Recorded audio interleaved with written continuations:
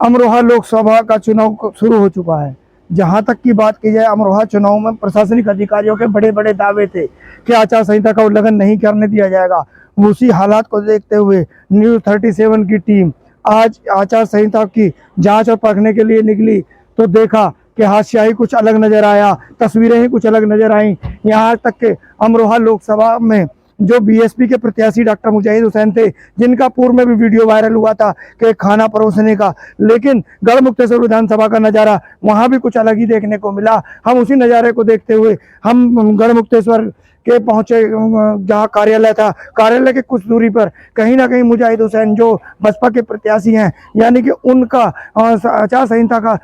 अलग ही अंदाज निकला। 4-4, 5-5 प्रचार के वाहन जो वहाँ कार्यालय पर खड़े थे, जिन पर परमिशन कहीं ना कहीं साफ शीशे पर नजर नहीं आ रही थी, यानी कि आचार संहिता का उल्लंघन कुछ अलग ही अंदाज का नजर आ रहा था। उसको देखते हुए हम लोग पहुंचे। जैसे ही कैमरा लेकर हम आगे की तरफ पहुंचे तो कहीं ना कहीं खाना भी परोसा जा रहा था, यानी कि खाने के साफ साफ वीडियो आप सामने देख सकते हैं कि जो आचार संहिता का उल्लंघन कहा जाता है, यानी कि आचार संहिता को जिसको कहा जाता है कि आचार संहिता का खुला उल्लंघन हो रहा था, यानी कि बीएसपी के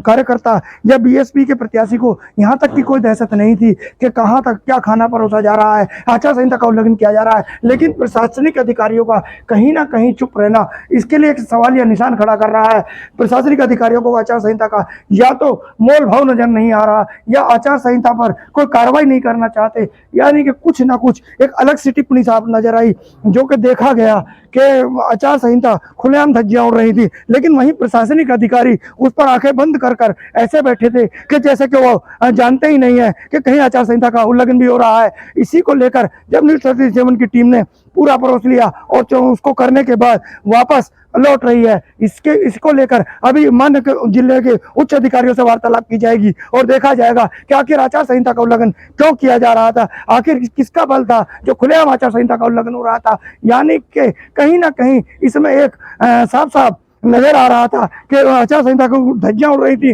और अधिकारी वहां बिल्कुल मूर्ख दर्शक बनकर बुरी तरह देख रहे थे। यह भी एक अलग टिप्पणी देखने को मिली। इसी को लेकर जब जो यहाँ की मौजूदा एसडीएम है उनसे वार्तालाप की गई तो उन्होंने कहा कार्रवाई तो की जाएगी, परंतु अभी आधा घंटा बीत जाने के बाद भी यहाँ कोई प्रशासनिक अमला यहाँ ना पहुंचना, यह भी एक बहुत बड़ा संदेह का घेरा है।